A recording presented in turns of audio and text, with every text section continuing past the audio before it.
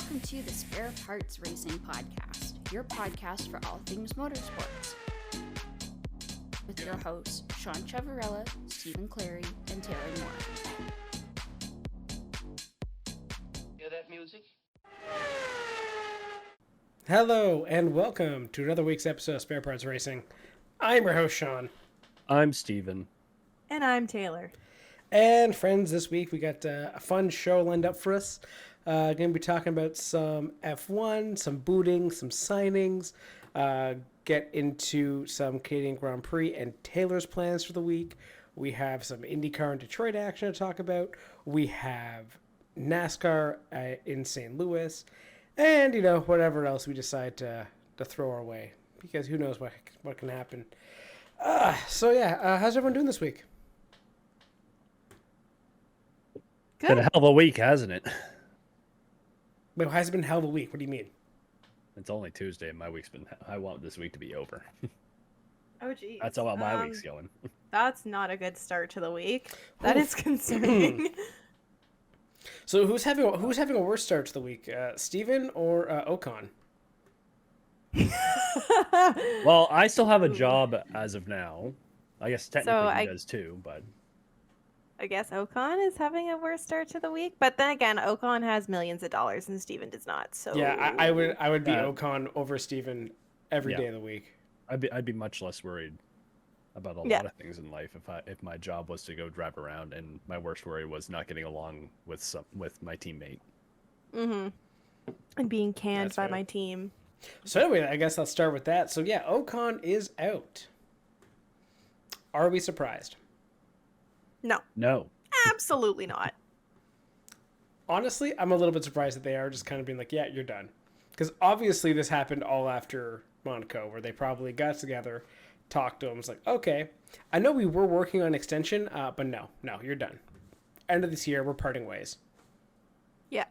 Actually, honestly, though, I'm not surprised. Like, based on how people were saying, like, what Bruno's reaction was after that happened, I'm not surprised that they were like, you know what, it's just not worth it anymore. Because, like, it's not the first time that this has happened, right? Like, it honestly probably wouldn't be the last either. So, are you going to spend millions on your car and damage? Because he obviously doesn't know when to attack his teammate and when not to. Or are you just going to find someone else? Like, there's lots of drivers on the market who deserve a seat, so... On the flip side, though, what's stopping him from going after him now and just being like, well, I have nothing to lose. I'm out of a job. I need to prove that I still belong in F1. So I feel like now Ocon has more incentive to wreck into Gasly. Okay, so... I see your point. However... do you think that Ocon's behaviors and the way that he has conducted himself, not only at Alpine, but in times past, do you think that might affect him finding a seat for next year in this driver 100%. market? Yes. I just don't think that he's seen as a candidate that people want anymore. I think we're seeing a point in the F1 where there's a lot of turnover. Like, you're going to see some guys, I think, not back next year. Ocon being one of them. We'll see where some of the other chips lie. But yeah, like I'm not surprised that he is getting the boot. And yeah, I think his reputation definitely works against him.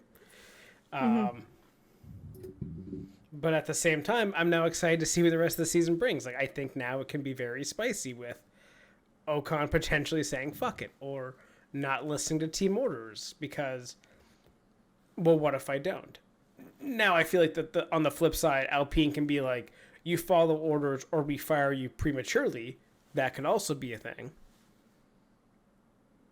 Yeah, there could be like a contract thing. 100%. Or just like, hey, you're done, out. Screw up again, you're done. We're done at the end of the year. You fuck up again, we're booting you. Putting Nick in the seat. As much as like the part of me that wants to see even more drama, because now the time is slowly running out on the French on French crimes. he does have to be on his best behavior. He's not guaranteed a seat anywhere. And like part of the reason he got this seat was the whole Alpine wants to be the French team. And he just happened to be a French driver in F1. So, you know, you're losing that card right off the bat, negotiating with whatever team. What seats do we still have left open at this point? Oh, we have tons. We have the other seat at Albert. The other seat at Williams is still questionable. Mercedes. Sainz is going to up... get one of those two, though. Yep. Yes. Sainz, well, apparently Sainz is close to a deal with Williams, apparently. Oh, how the mighty have fallen in that one. That's rough. Yeah. So I don't know if like talks with Mercedes just broke down or like what's going on with Audi, but yeah, it's also it that's sounds the like rumor mill. Yeah, well, and it sounds so. Let's say Sainz does go to Williams. Mercedes might already have their driver of the future in Kimi Antonelli. Right. So like the seats dry up quick. Like I know Aston Martin hasn't announced Lance Stroll. Lance Stroll will be the driver. But yeah, like it dries up quickly. And is Ocon a not miss talent that you need to sign, given that he does not get along with his teammates, and that could be an issue? I wouldn't want to roll the dice on it necessarily unless he's coming in cheap and you need to save money as a principal next year. Yeah, that's the only directive where I think you could justify it. Yeah, that's a good point. I feel Ocon could stay in F1 as a reserve driver. Mm-hmm. And I feel if he's going to be with any team next year, he might be with Aston Martin. As a reserve, but that's Felipe Drugovic's seat. You can have two reserves, you know, or does like simulator work or something. Just because I know of all the people in the paddock, he gets along with Stroll, and he was also friends with Mick Schumacher. So okay, then go to WEC. Oh, that'd be an ultimate WEC team. I'm not gonna lie.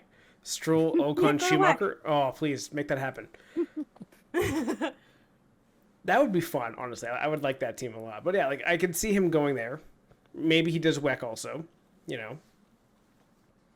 Though it's hard to fight your teammates when they're also driving the same car. So I don't know if Ocon would thrive as much. Exactly. But that, I feel like his reputation, he's made the wrong choices for longevity in his career in F1 by conducting himself the way he does on track with his teammates. Like it's not the move. You have to pick your battles, and he just doesn't pick them well. Listen. I mean, his manager is Toto Wolff still, I think. If I'm Ocon and my teammate's nickname was Tripod, you know, I'd probably want to fight him too. You know, there's probably a little bit of jealousy there, and okay. You know, it just makes sense. Honestly, I'm on Team Ocon at this point. Whoa. So let me amend that. If I'm also over 6 foot and my teammate's nickname is Tripod, then definitely I'm going to be fighting him. Okay, Sean. What? No. That is the wrong team to be on, and you know it. I said what I said. All right. You stick with that. I like how that's the part you're getting away from, is like jokingly saying I'm Team Ocon, not what I'm insinuating with my comments about Ocon. I'm just saying. Okay, you make a fair point. Totally missed it. Thank you. Totally missed that. Yeah, he's gonna be, I think, hard pressed to stay in F1 next year. Unlike somehow Sergio Perez, who's keeping a seat, which was announced today. How? We talked about this last week.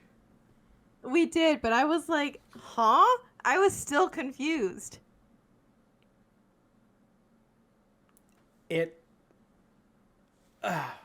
I'm surprised Red Bull pulled the trigger on that as soon as they did. Like a 2-year. I'm Yep. surprised that they capitulated to the 2-year that Perez wanted. Yes.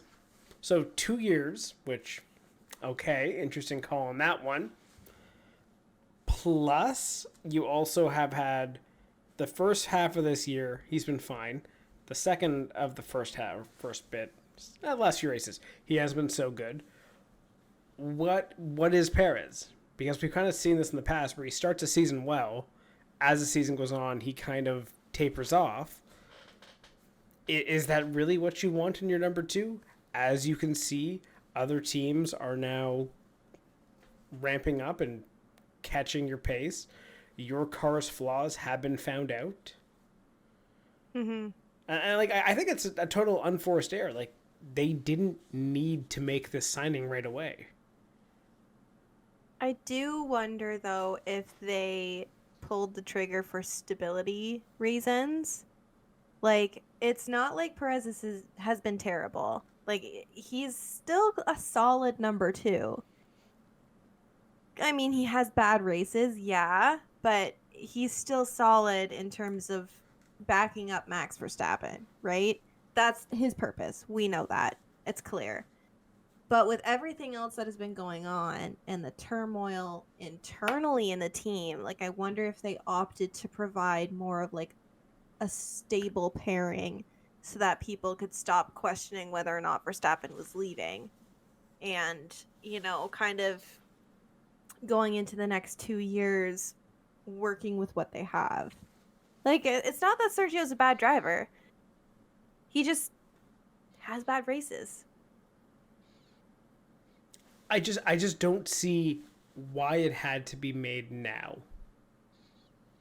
Like, you could have kept on this, wait to the summer break to confirm them, seen what's out there, maybe be like, yeah, Perez really has been struggling this year. Maybe we give Yuki that chance. Like, I don't know what the future is for Tsunoda or Ricciardo now. If they're just going to be stuck being the billboard drivers, essentially. But then with Honda leaving too, does that mean Yuki's just going to kind of get screwed over in the shuffle? Mm-hmm. And like, nothing against Perez. I just feel like if you wanted to get the best drivers available in your team, Perez was not that. I agree.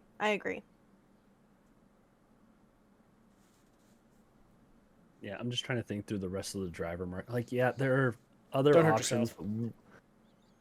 Fuck you. Which other options are playing second fiddle super nicely? Like, you're not putting Sainz in that seat because he can probably take the fight to Max a little bit. Once he gets acclimatized to similar equipment. Like Yuki, maybe the same. Still a younger guy that wants to make a name for himself. Again, not Ocon. No, but like, okay, sure, but like he hasn't made a name as like a top driver. Like it. So like I'm saying, like if he gets into a Red Bull seat, he wants to, go out there and win at whatever cost, sort of thing. Shouldn't anyone in that seat want to do that? Yes, but that's what I'm saying. Maybe this is Perez seems to be okay just sitting behind Max and sort of twiddling his thumbs as long as he picks up a couple spots here and there. He's good with that. We're good with that. We'll keep it. We'll keep things the same and stay with the status quo until the regulations change. So I see this as Red Bull punting. Yeah, they are happy to Yeah. sit on it for the next 2 years, and they're happy to get caught by the other teams and probably get beaten. Yep, but they're gonna give. You're losing millions of dollars for no reason. Yeah. Oh, I'm not saying I agree with it. I'm just trying to like rationalize it in my brain, which this is really the only way. Like, we're gonna have Max try and keep him happy, not rock the boat, like Taylor said, there's enough going on off the track within your own camp. Stabilize your driver market. Fix everything. That way you can focus on everything else. Fix that. Yeah. And then hope that maybe you're not winning constructors, but Max is still winning drivers' championships. I can easily see that happening, especially if the other two teams are catching you. Yes. And Yeah. you can't fix your car because you don't have Adrian fucking Newey anymore. Mm-hmm. Yeah, see, and there's just like so much that's going on in the Red Bull team. Like, I can understand the decision from a stability standpoint, like 100%. Are there other drivers that could have made more sense? Sure. I mean, Liam Lawson is waiting in the wings. What's going to happen with him? But yeah, I don't know. Like 2 years, I think it was the 2 years that was the biggest surprise for me. Like him re-signing, I was like, okay, like we've heard about this 1 year, kind of expecting that. It was the 2 years that I was like, oh, okay, that's a surprise. Yeah, I agree. Like the extra year is definitely more shocking because it locks you in for 2 freaking years. But as we started off the show saying, we do not have money. If Red Bull wants to light theirs on fire, that is their choice. They can do that. Listen, I just love how we're gonna go in like probably 2 years time to like back to 2001 where you just get Ferrari versus McLaren every race. Like it's gonna be fantastic. Mm-hmm. Because I don't know what the hell Red Bull's doing. Mercedes is in a tire fire of itself. Maybe Williams? No, Williams isn't going to do anything. Audi? No, nothing's going to happen there. Aston Martin likes burning money for the sake of watching it burn. Yeah, I do not know what the hell this decision is by Red Bull. Yeah. Again, if it was the decision you were going to make, you didn't have to make it now. No, it was an odd choice. I can see this being a total unforced error. Yeah, that's fair. Kind But of. again, if they want to light money on fire, Yeah. that's their choice. Go for it. Anyway, so we got the Canadian Grand Prix this weekend. Anyway, Yeah. Taylor, you're going to be there. I am going to be there. Yay. I'm going to be working it this year. Yay. Could you sound less enthused? I'm sorry. I am actually very excited. I'm slightly nauseous at the thought that I'm going to be trackside because the cars go fast as a spectator. So it is going to be quite the experience seeing them on the other side of the fence and closer to the action. You're literally in I'm the also second at corner 1. You're in like the second? Yeah, I think that's the second slowest corner, maybe? No. Maybe Well, third. I'm at different corners for different days. Corner 1 is just for Race day? race day. Okay, so Yeah. what's your weekend look like? How are you getting there? What's the plan? What corners are you at for which days? Okay, so the plan. So we leave Thursday morning, like bright and early. Like I'm talking, I think we're leaving my house at like 5:45 in the morning. I respect that.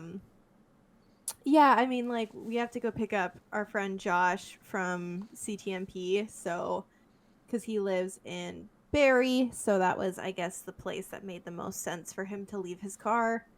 What? So Fucking direction from Montreal, I can tell you that. Wouldn't it make more sense to meet him at Vaughan Mills anyway? Or, drop the car at your place. No, because no point going all the way out to like Burlington. No, if he's no, coming no. straight down, stop at Vaughan Mills. You come through, you pick him up, and you No, keep going. but Like I feel like that's the easy way. I could understand not wanting to leave your car in a mall parking lot for 4 days. It's Josh. It's not a good Yeah. car. It's fine. Okay. let's anyway. I can still so- understand not wanting to leave your car in a parking lot Yes. for 4 days. Okay. Anyway, so you're picking up Josh and you're heading. Would to you Montreal. leave your Subaru? Would you leave your Subaru? Yes. No one Even wants if that. it was like a present. Okay. Someone would take it. I don't think so. There are definitely car thieves who want your car. But anyway. Yeah, if they want to look like a Yes, lesbian, try they it take it. I have a Subaru. I Okay. can make that joke. It's fine. I don't think that's how that works, but okay. What? Anyway, yeah, we're gonna try and get there before Montreal rush hour. The past couple years we've gone have just been terrible for traffic there. Welcome to Montreal. But yeah, As we have stated, the French can't so- drive. Just ask Ocon. yes.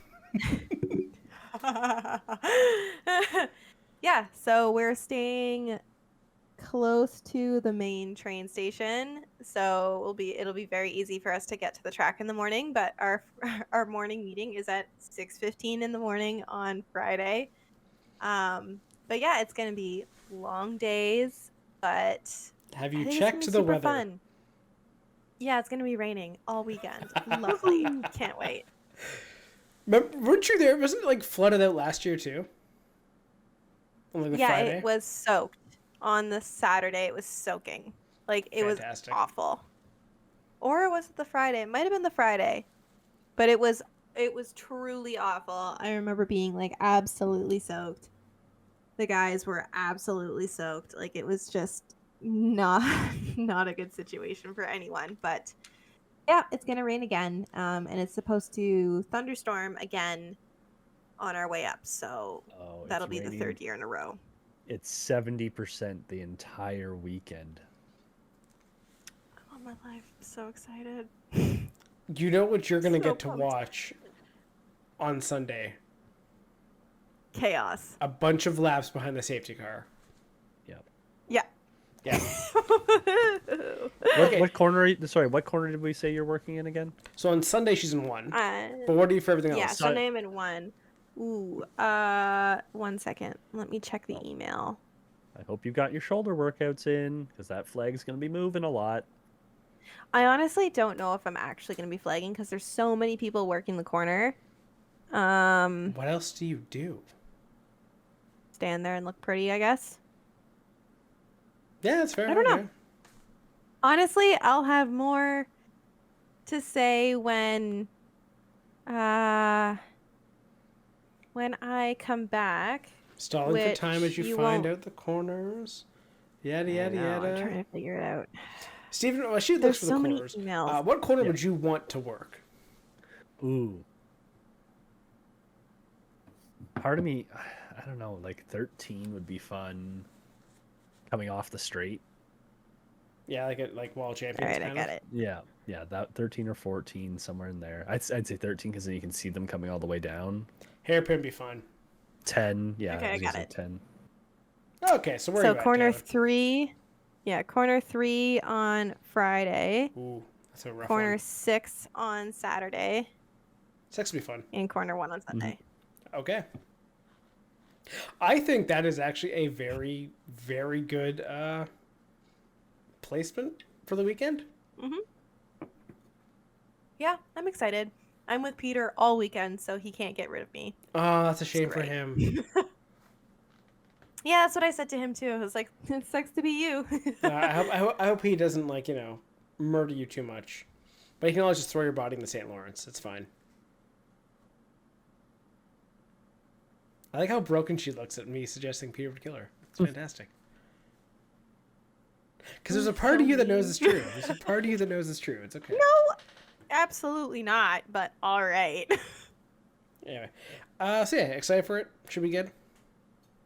Yeah, it's going to be good. I mean, I get to see all the marshals that I usually get to see, but, there's also a couple of people that I don't get to see very often who live up in Montreal that we're going to see, so that is very exciting.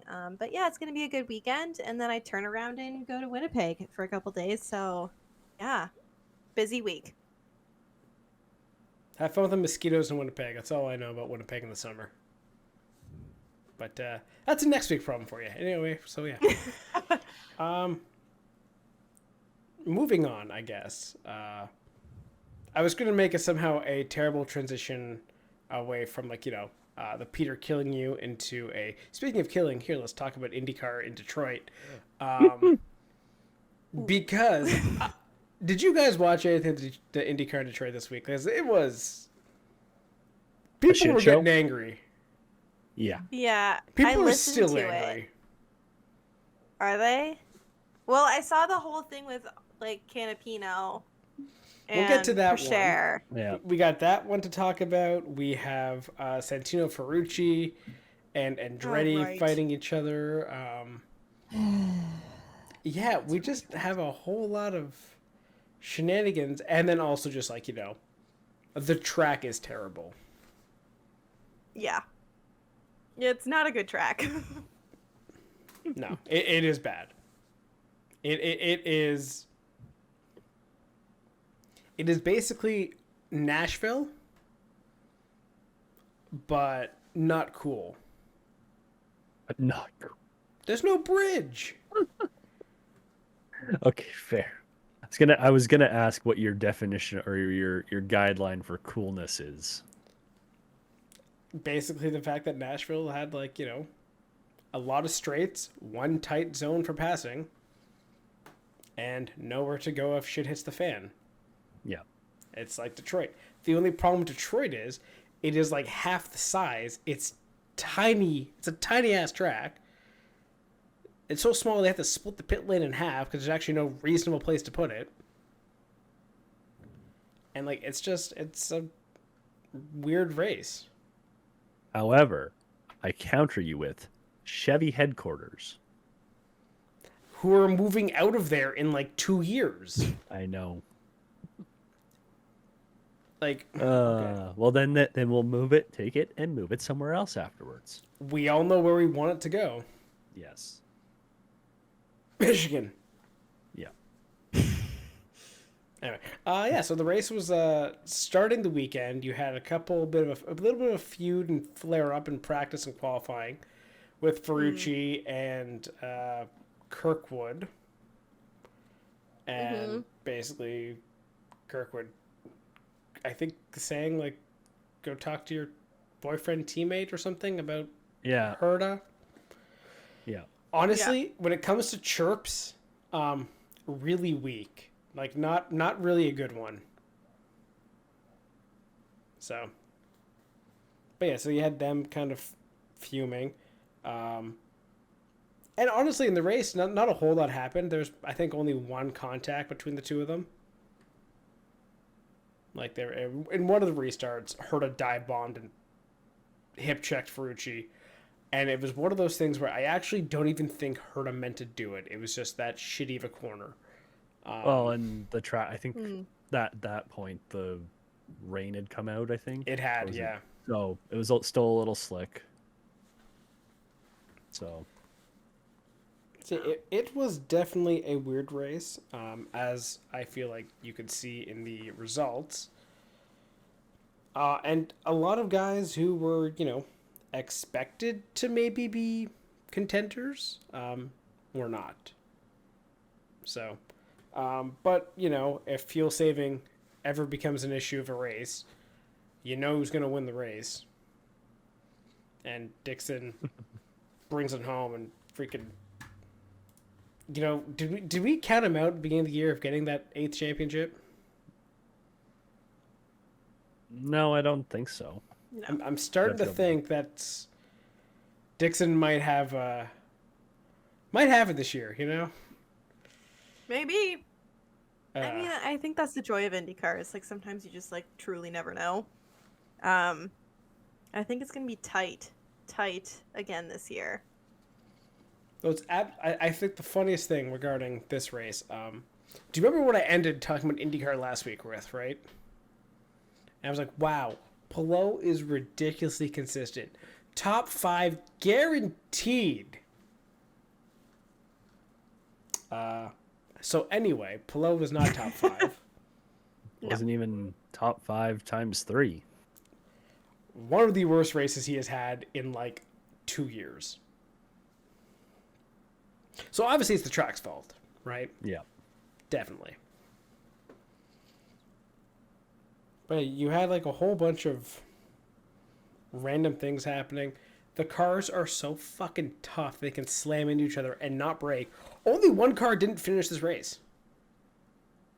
Despite the amount of crashes and the amount of incidents in this race, one car didn't finish, and that was because the engine blew.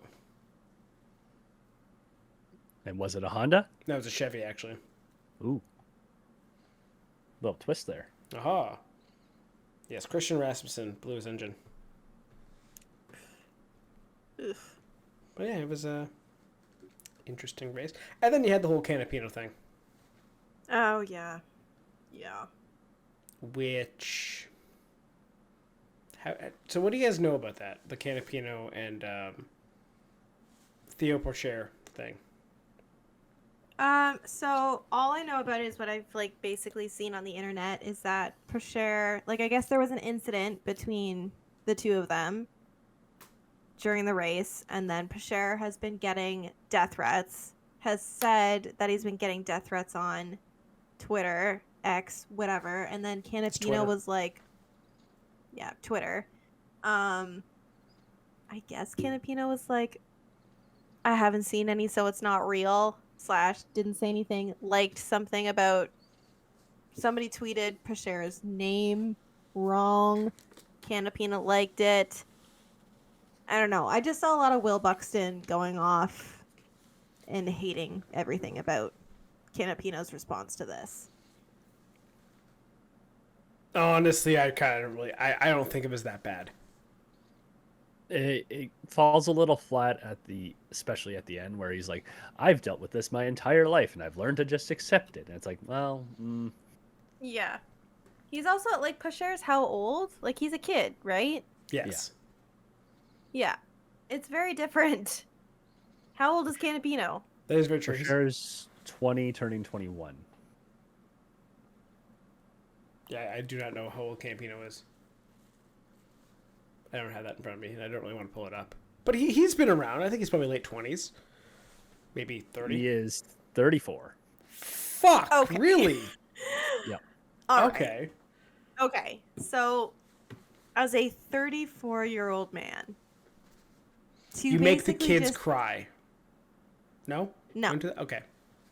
To basically tell a 21-year-old who's just coming into the sport that, well, you just got to suck it up and deal with it. It's like, okay, well, not really, actually, because nobody should be getting death threats from people. Like, it's behavior on the internet that's not acceptable, like, bottom line. And then to just say, like, well, we don't accept them in our community. You know, like, it's not behavior that we accept, but I haven't seen anything of what this person is claiming. I'm like, Kate, way to invalidate literally everything this guy is saying. Like, he's trying to be honest and open, and obviously this is really affecting him, and you're just like, I haven't seen it on the internet, so it's not happening. Yeah, the dismissive part of it is kind of awful. The real issue is, like, the Canapino fans, right? And we've seen this in the past, where they are vicious at anything. I mean, one, great fan interaction for the Argentinian IndyCar fans. Fantastic. However, tone it back. Tone it back. And it's not even like he wrecked him and, like, took him out of the race. Like, you understand this squabble is over a guy who finished 10th and a guy who finished 12th. I don't think there should be enough here for fans to be getting mad at and threatening a fucking driver. Now, shit happens. You cannot, control everyone's response. I think we know on the internet people are fucking shitbags. But there is, like, Augustine Canapino should not kind of goat them on. I think there is definitely a part of him that should be like, okay, let's take a step back and be like, what's this really over? 2 spots, not a big deal. Yeah, he had a chance, I think, for, like, his best finish ever, and, like, a top 10 for Juncos. That didn't happen, which would have been nice. But at the end of the day, this is so pathetic to be fighting over. And for the teams to have to now put out statements and stuff and to be, like, against cyberbullying, I guess. Like, I don't know why we are at this point.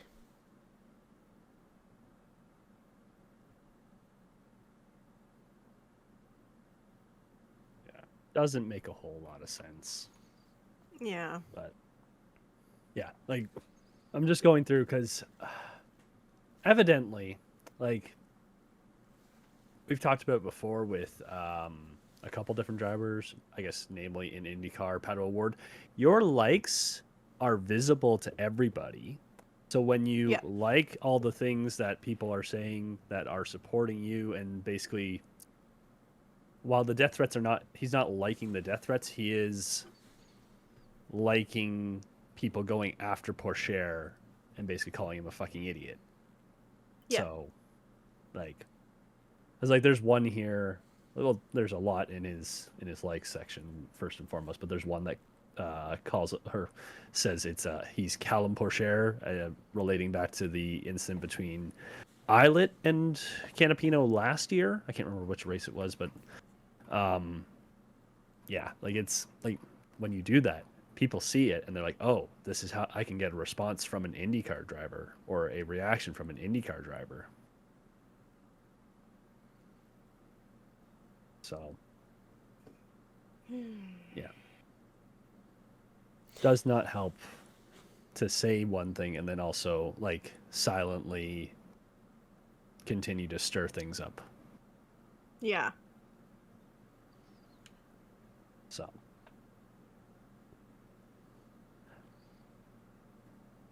Yeah, he's still liking shit. Yeah. Oh, Well, that's what I mean. Like God. I remember seeing the Callum Pourchaire thing, and I was like, oh, that's probably at the top. A lot of these guys don't necessarily interact a whole lot on their social media. No, it's down there. And like, okay, so like, look, did Pourchaire fuck up a little bit? Yeah. Is it also his fourth race in a new series that he just got dropped into? Also, yes. So he's gonna fuck up. Like. Doesn't mean he deserves death threats. No, but yeah, you may want to tell your fans to like just chill out a bit. Yeah. Like as much as like we kind of love shitting on like Santino Ferrucci, we're not going out there and being like, I'm gonna fucking kill that guy. Like, okay. No. We call him an asshole. Why? Because he's a bit of an asshole, and other drivers call him an asshole, and he doesn't care because he knows he's a bit of an asshole, and it's part of his persona. Yeah, and I just know if I try to pull out a gun and try to kill Ferrucci, for some reason, no matter what I would do, Townsend Bell would take that bullet. No matter what, he would dive in front of it to save that man's life. He loves him so much. Meanwhile, James Hinchcliffe would like try to tackle him out of the way. I'm sorry. I was like, it took me like 2 seconds to digest what you were saying, and I was like, I know. So true. It is. Jesus, Townsend, get his dick out of your mouth. Anyway, like, can we just like Sean has now been banned from the paddock for the Toronto Indy. Fuck. Right. Paddock pass revoked. I'm just thinking of some great shirts to make. I just want to just pause for 1 second on the Ferrucci talk because I saw a photo of him. And can his hair get any worse? I'm in no place to talk about hair. Okay, but like the man had ramen noodle hair, like Justin Timberlake, circa NSYNC hair, and then he grew it out, and now it's like a very weird ramen noodle poodle mop. I believe, and I will slightly defend Ferrucci here, I believe no one in the motorsports world should ever be judged for their hair. I will fully never shit on anyone's hair in motorsports. Nah, because there are some drivers that have amazing hair, regardless of helmet or not. That is the few. Okay, but Herta has like a hockey flow, and it works. It works. Grosjean has nice short hair. Ericsson has nice hair. Everybody else has nice hair. You can have nice hair, but I will never say someone has bad. That is odd. Steven, back me up here. Come on, help me out. What? Sorry, what? God damn it. Tuned out. I diss Sean enough about his hair. Thank you. Or lack thereof. Wait, should I say thank you for that? I don't actually know if that's a thank you. It's not a thank you. Damn it. That is a backhanded compliment. I don't know. Anyway, I see your point. I'm just commenting on maybe it was just the photo, but it was like one of those things of like, my dude, consider a haircut. It is a pretty terrible, I would say, like, style. I think you should change it. But it helps make Or him just, unlikable. And he likes being unlikable. He likes True. that villain. Yeah, I mean, you do you, boo boo. Like, I don't know what to tell you. If you like being the villain of IndyCar, be the villain. Sure. Yeah. So, anyway, anyone Back else to the have... actual results of the race. Yeah, so you had Dixon win. Finally, your boy Marcus Ericsson had a good race. Taylor came second. He did. I was happy for him. I mean, redemption, or at least like some good things after the terrible Indy 500 race. So Yeah, Marcus We'll take Armstrong came third, and Cal Kirkwood, who actually was my hope for this race. I had hope on Kirkwood doing well. He came fourth. Rossi was a pretty consistent fifth. He is surprisingly up there in points. Very quietly, because he hasn't really podiumed. He has not. He has just been like steady. Yeah. So, yeah. Like looking at the standings so far, Dixon, Pillow, Power, your top three. Separated by not terrible amount, but they're definitely your three to start. Then you kind of got your 160 to 140, which is Award, Rossi, Kirkwood, Herta, McLaughlin, Rosenquist. Rosenquist also surprising up there in ninth in points. Another quietly good year. Yeah, I'm hoping O'Warden or Rossi, one of the McLarens, can get up there and be a top three car by the end of the year. Well, I mean, I know it didn't really affect Palou because he's been doing so well, but I feel like if you get one or two more bad results from any combination of the 9 or 10 car, and Rossi keeps just chugging along, Pato does his usual, he'll pick up a second and then drop back to like top 10 or top 15. You could have a solid title fight by the end of the year. Yeah, and where are they going this weekend? This week is Road America, is it not? Yes, it is. So we'll see how they go there. Historically, a good track for Palou. We can give some predictions later in the show on what we think for this weekend. But, yeah. Actually, historically, Rossi has not been great at Road America. So, See if he changes his fortunes. probably not. No. Well, he doesn't finish well, but he usually like races well. Like he can get up to the front at Road America. Yeah, that's fair. But I don't. I'm trying to think through his last. Is he like he's usually at the front? Something happens and he drops back. Whether it's strategy not working out or mechanical or contact or whatever it is. Yeah, that's fair. We can talk about predictions later. Yeah. Yeah. So moving on to NASCAR, or do we have anything else for IndyCar to finish off with? No.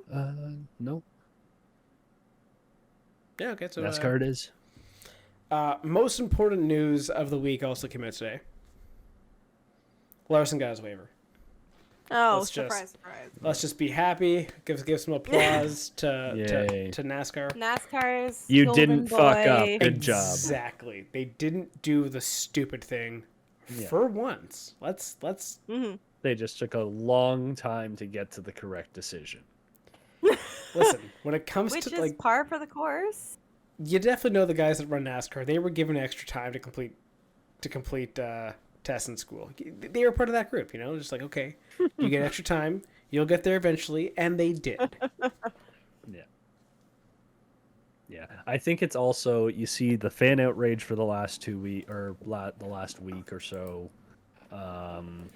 You see the drivers coming out and talking about it. Like Denny Hamlin went on his podcast and he's like, honestly, if I was Larson and they don't give me the waiver, I'm racing part-time the rest of the season. Fuck you guys. I'm gonna go race somewhere else. I'll come back. I'll still pick up points and race your stupid fucking series, and then I'll go get paid somewhere else too. So I think it's things like that where it's like, his competitors are saying we want to race him, so in the playoffs. Yep. So You shouldn't have one of your best guys not make the playoffs just yeah, for being petty. the guy that is still third. He's still third in NASCAR. Sorry, he went back up to second after missing a fucking race. Damn. That's impressive. Yeah. So, it's one thing if he's like pedaling around 24th every single race, but no, this is like your top 3 driver in your series. Yeah. But yeah, so we had a decent race, I would say, for Gateway, for NASCAR. Yeah. Fun ending. I mean, for some people it was fun. But it was... But it's something you don't see that. Like, you actually had a pretty long... The way the stages were set up, it was like a very short first stage. And then the second and third stage were about the same length, with I think it was like a 10-lap difference between the two of them, maybe. Maybe it's 5. But what it created was long green flag runs. And strategy. Exactly. And on top of that, we actually had like a fuel mileage race in NASCAR, which is something you have not seen for a while. For one car, it really was a fuel mileage race. Not a good one. When's the last time you watched a car run out of fuel in the last lap fighting for a win? My first thought is honestly Alexander Rossi 8 years ago at the Indy 500. Okay, I'm trying to NASCAR. No, I know. I'm trying to think of every instance where that would have happened. Like it won't be F1 because they have to have. It's pretty rare when it comes to the stages. Yeah, stages and overtime make it incredibly rare that anyone's running out of gas towards the end of a race. Yeah, at least from the lead, unless it's like a multiple overtime event. Yeah. And you get guys just sort of dropping off at the end. Yeah, it's. I can't think of one recently. Yeah. I'm interested now. I'm gonna do some Googling. Okay, I don't know how fast you're able to find that. But so anyway, yeah, for the race, Cindric won, so way to go, Team Penske. Right, yes. However, his teammate Blaney ran out of gas in the last lap, as you were alluding to. So Penske's were looking strong. Specifically, Fords are looking strong again. They've kind of figured something out, it seems, the last month or so with started with RFK, but now Penske's are up there, and probably gives hope that someone like a Logano is probably going to turn their season around and get themselves into the playoffs. You know, I think right now Logano's currently sitting outside of that. Yeah. Your cutoff is currently Chris Buescher. Yeah. So yeah, given how if Fords have figured their stuff out now, I'm excited for that. And what that also means for our predictions going back at the beginning of the year. Because I think we kind of were like, oh, Hendrick and Gibbs are going to be kind of dominating. We sprinkled in a bunch of little wins here and there. I really want to see if that plays out how we thought. Because, okay, so now we know Penske's gotten one. We know RFK's gotten one. I think we definitely talked about that in the beginning of the year. Yep. Yes, this is I don't know, pretty good. Hamlin came second, which Yep. if you guess who bet on Hamlin this week? Shocker. Yep. Oh, shocker. The curse of the second place comes back. But It had to start again. can I just fucking point out Keselowski's third again? I know. I saw that and I was like, okay. He's making a good run for it. Like, honestly. He's had a great, like, last month. Like, last 4 weeks. Yeah. RFK with Keselowski, like, they've turned something around there. Mm-hmm. And I hate to say it, but you were right. Ooh. Let's go. Is that what we should clip this week? Definitely not. But Reddick 4th, Logano 5th. 3 out of your top 5 were Fords. The other 2 were Toyotas. Austin Dillon was 6, your top Chevy. And, it's just one of those races, I guess, where Chevys didn't seem to have an answer. It was a Ford or it was a Toyota race. No, and like this is sort of like what we were talking about at the beginning of the season, where Toyota and Ford changed their cars. Chevys did not. How long would it take the Toyotas and the Fords to figure things out, get things right, and how much are they gaining on the Chevys with their head start? Does Chevy completely fall off the wagon at the end of the year? Do the Fords and Toyotas just catch up? And it looked like early Toyota figured it out right away and could possibly run just be fighting Hendrick the rest of the way. But like you just said, Ford figured something out within the last month or so, and they all of a sudden have become like the manufacturer to beat. I wouldn't say to beat, but they're definitely up there now. Like they're not at the third like they were. Like beginning of the year, the odds to bet for betting manufacturers, you can bet Toyota, Chevy, or Ford. Mm-hmm. The odds on Ford were fucking long. Like I'm talking, I think it was like plus but like for winning a race at the time, like I would say like probably before this whole resurgence, I think betting a Ford to win was like plus 500. Damn. I mean, yeah, that does make sense. But like in this situation where you had only 3 manufacturers and it's NASCAR, that is some long odds. Yeah.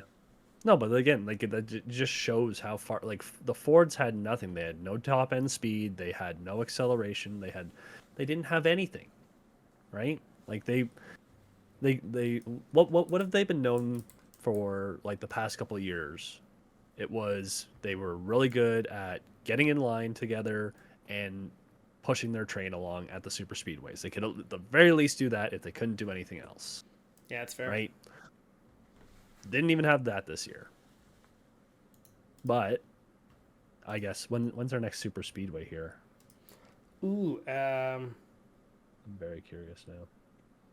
Because we got Are we talking about like plate track? Yeah, so Sonoma, Iowa. Daytona is your next one. Yeah, so it's a long way to go. Yeah. But, like, I'm interested to see what happens at the same time. I get it's not till the end of August, so long way to go. But if they're already figuring stuff out now, how are they going to be at a super speedway? I'm curious, I guess, like for the next few races, like to finish off the NASCAR regular season, right? You got a good mix of tracks coming up. You got Sonoma coming up. Mm-hmm. I don't know who has an advantage in terms of the road courses. Iowa, so that's going to be a snooze fest of a short oval, unfortunately, just with this package, Yeah. New Hampshire, kind of a similar flat oval, I guess, to almost Gateway. That could be, I would say, maybe a Ford or Toyota advantage. Nashville, intermediates. Intermediates have been fucking fun. I love this generation for intermediates. It is so good. Yep. Chicago. Pocono. I love intermediate tracks. They're amazing. Chicago. Yeah, I'm just not going to talk about that. Pocono could be very interesting for the Fords with the long straights there. If they are still a slippery car, which again, like you said, they used to be. I don't know if they are. But we got Pocono and Indy. Yeah, maybe some Fords can get some speed going there. Get a push going. Michigan, Daytona. You could have a good Ford towards the end of the season. Like, But again, that's old Ford characteristics. I don't know how much that carried over. But yeah. We really are in, like, I feel like kind of already like the dog days of the season. Oh yeah. Well, fuck. Even just scrolling down, I was like, okay, there's like I wasn't looking at the months. Like, there's 8 races, 12. I was like, okay, like where are we in the schedule? And we're like 17 races in. Wow. Yeah. Wow. So that is including, you know, the duels, the clash, the Right, all-star right. race. But like, yeah, this is the middle of the season. I would argue same with IndyCar.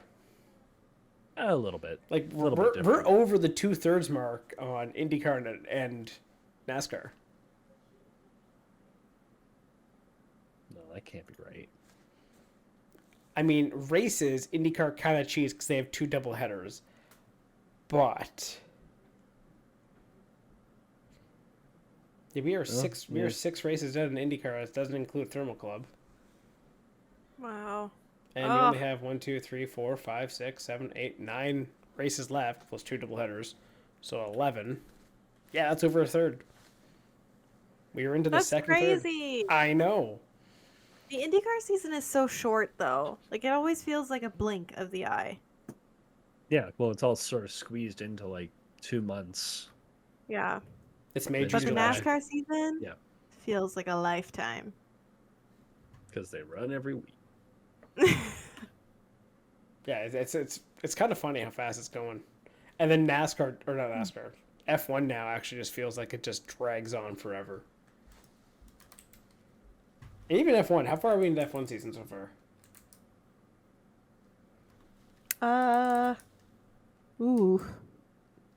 Week 'Cause- 8? No, we're at more than that, right? Are we past 8? Oh, round 9. Okay, Monaco was 8. Which again puts us I wasn't at that. that's this week is then I the know. past the third. So yeah, we are into those, like, we are in the season. Like, it's not early anymore. It's go time Yeah. for some people. Oh, actually, no. Yeah, we Yeah. probably should have figured that out because I'm pretty sure everything last year was, well, let's get past motorsports Christmas, then we can say, yeah, that these are trends, not just one-offs on results. So, which is sort of the conversation we're having about the Fords right now. So, I'm sorry, just looking at Keselowski's stats to start the season. Besides the first 2 races of the year, where I think he DNF'd in both, the man has, like, okay, terrible, like DNF, 13th, 14th, or 13th, 4th, 3rd, 33rd, another DNF, 8th, 24th, 2nd, 30th, 11th, 1st, 2nd, 3rd. It is literally like, it's like he is either top 5 or he's crashing out. And there was a point in the season, I think, where I was talking about Keselowski and you were laughing at me, Steven. He was like down like 14th in points. yeah. Yeah. He's working his way back up. I'm just saying. Give it time. Yeah. Well, he's 9th right now, so Larson being second, missing a race is still the funniest fucking thing. it is they weren't going to give this guy a waiver. I can't wait for Hamlin to win the season and not win the championship. Oh, Again.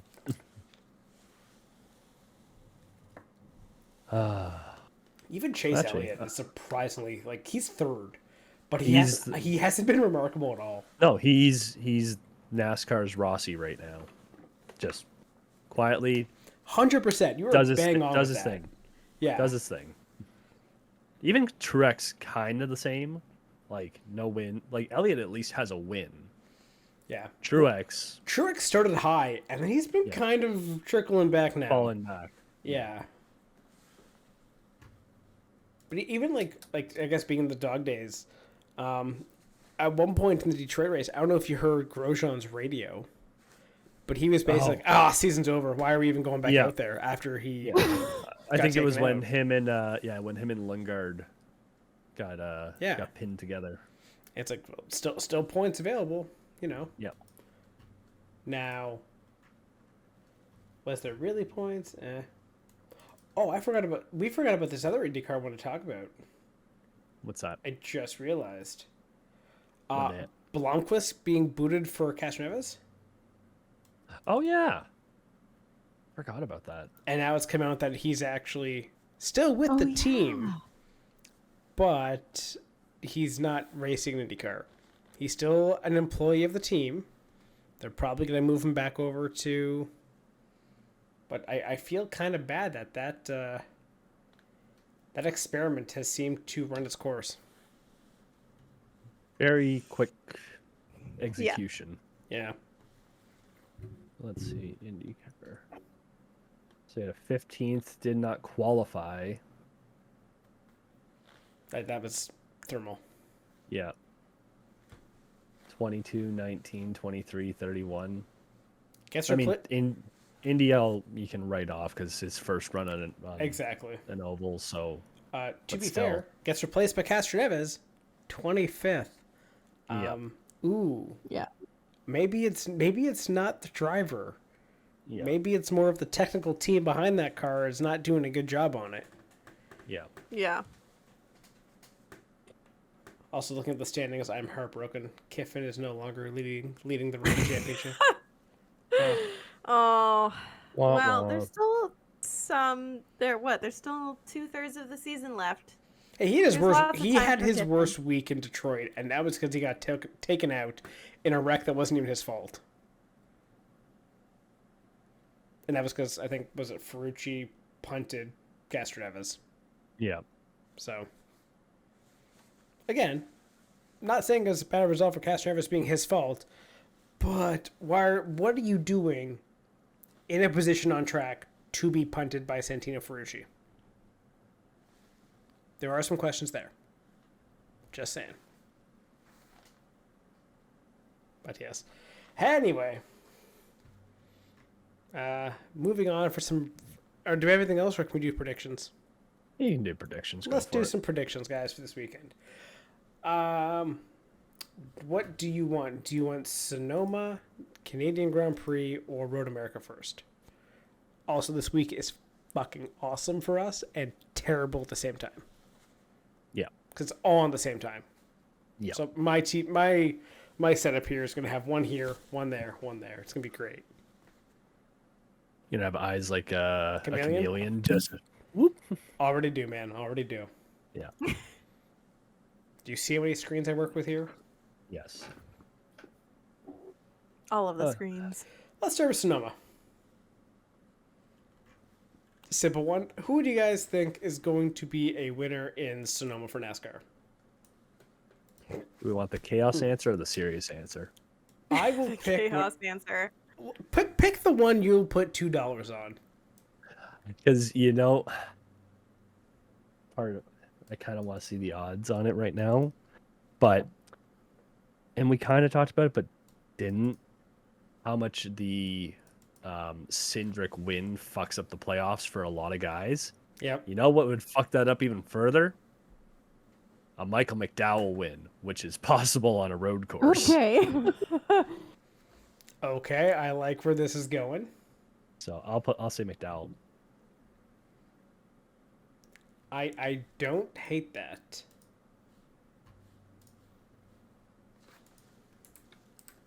I just want to see his odds now. So you guys pick. I'll put them in here. We can see who's right. This will be our boxing Christmas or motorsports Boxing Day thing. Sure, let's go with that. How about this? We go for one long shot and one probable. What are we doing for long shot? What constitute long shot here? Okay, well, because I'm looking at McDowell's stats and he's a plus 1600, so it's not the best odds, but definitely not the worst. Is Shane Van Gisbergen racing this weekend? Yes. What are his odds? He's not full-time for a Cup. I thought he was. No, he's full-time Xfinity. I do not see him. Never mind. Okay, it's not. Damn. Okay. Okay. I guess that's not happening. My actual prediction is a guy who probably needs the win. So we're gonna go with Rose. Now shit, I said it. Yeah, Joey Logano. Okay, I like that choice. Okay, where's Logano? Plus 4,400. Fucking banking on that. Is that your okay? So we'll do one contender, one long shot. So that's your long shot. That's a long shot. Oh, that's my contender. Okay. Okay, sure. He's your contender. He's plus 40. Like I was gonna say, plus 4,400 is not. Fine. You know what? I'll go Logano and I'll go Chase Elliott. Those are my two. Okay, sure. Okay. I think that's fair.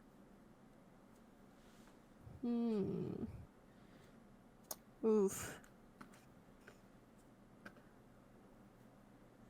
I'm trying to think. I am betting on those right Would now. Blaney be a long shot or a contender? Blaney, I think, would be your Long shot. Longer shot. Well, he's Cool, plus I'm 2,400. gonna go- He's plus 2,400. So Oh, so I'm what gonna go odds? with Blaney. What odds are you looking at for Logano, Steven? this is FanDuel. I am jumping on that now so I can make sure I get that. Thank you.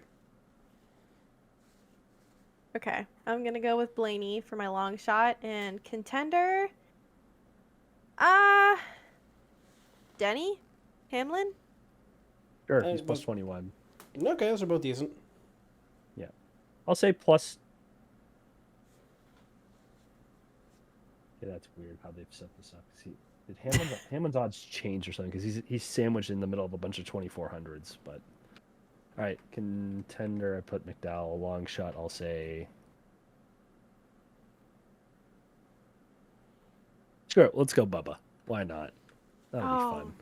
That's a long shot, but nice choice. I like it. I will do $1 long shot, Steven, on FanDuel. Do it. On the most out of pocket guy. Oh God, who? Like Kaz Growler? Nope. Harrison Burt? Nope. Who? Literally the longest odds guy on that app. Josh Berry? Yep.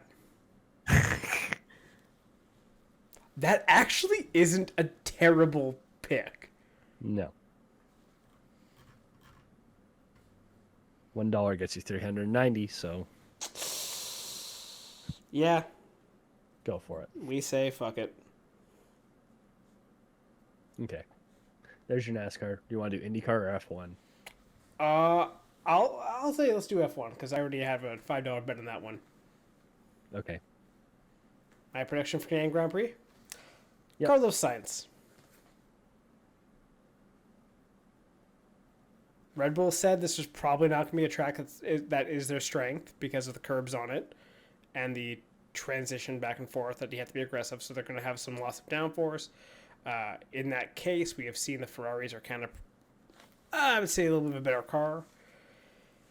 And if it's in the rain, I like to see. I think I can see Sainz pulling that off. So, Carlos Sainz it is for me.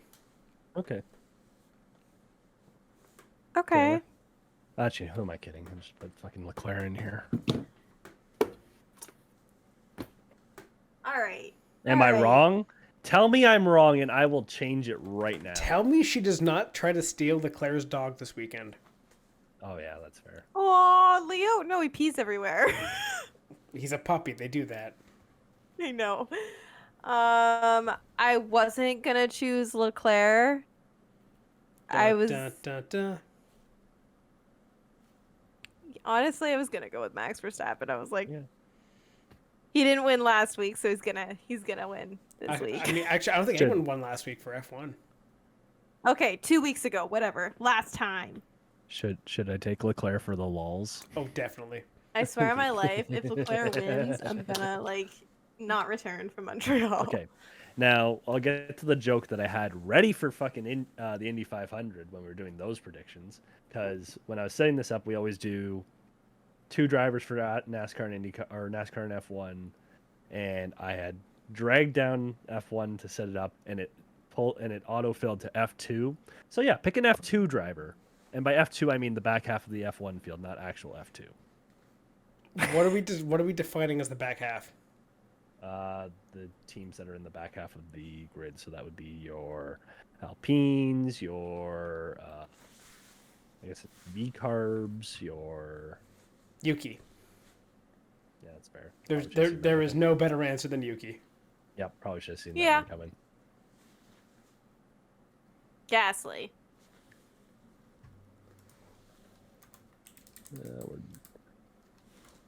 Of course, you're picking the tripod. Always pick the tripod. You don't want his teammate? No, I mean, absolutely not. he could be due for a rebound, just saying. I'll do. You know what? I'll take Albin. That's a choice. Yeah. I mean, it's either that, the Haas guys. Honestly, Magnussen was on my... I was thinking Magnussen for a second, to be honest. Yeah. I'm not Okay. going to go it. I'm still going to go with Yuki, but I do feel like the Haas's could be there. Their Based on qualifying how- pace has been decent. Based on how Monaco went. Again, if we're actually looking at this objectively, Haas's qualifying throughout the season has looked strong. Yeah. If it's a rainy race and we may get They could come down to 50%, it. we may not even get a race. It could just be done under the safety car the whole time. Haas could be a good team. Yep. I do not doubt that. But it's still Haas. That's fair. All right, IndyCar. Give me two guys for IndyCar. Santino Ferrucci. No, I'm kidding. Nope, too lock late. it You in, said lock it. it in, lock it in, lock it in. No. Have fun with No. Marcus Ericsson. that. Shocker. Is it funny I already had that one written down too? Oh my gosh. Unreal. Stop it now. Being I've got to less get less predictable. No. And Taylor? Oh yeah, we're picking two. Kevin Simpson. Fuck you, bitch. Yeah, that one you're locking in. I don't care if you say no. I'm kidding. after No, that it's one. You I'm get Kiffin locking Simpson. in at Kevin Simpson because I just that way Sean can't pick him again. That could be a good one for Road America. He could be a surprise one for that one. You never know. Fucking fanboy. Damn right. right, Sean. Okay. I think the obvious answer is Alex Palou. Yes. That. And, I'll follow that up with Kyle Kirkwood. Hey, I'll do the guy that we said was super consistent in Rossi. And we'll do. Who else do it? Who else? Well, I'll take McLaughlin too.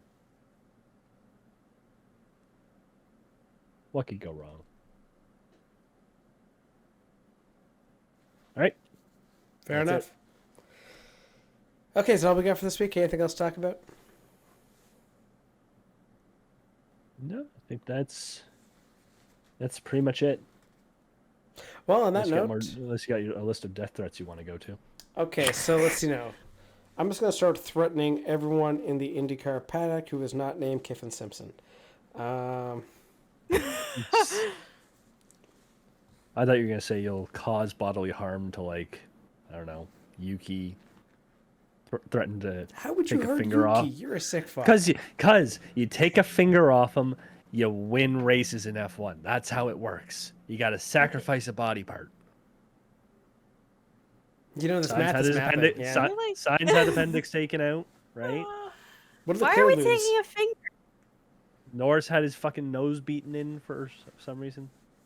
What are the Claire I'm assuming Charles has lost a ton of sleep with the puppy. So I was assuming he that's- lost that's hope, Probably. but Well, clearly not. He won Monaco, so all hope restored. that's why he is not winning in Montreal. I'm sorry. Yeah. I cannot wait for Leclerc to crash out in front of Taylor, and she have to contain herself. Stop it. Stop it right Red, now. red flags the race because he's leading. Oh no, it fell. Whoa. Yeah. Oops. Pulls a George I Russell would as soon as never he goes be- off track. Red flag, red flag, red flag.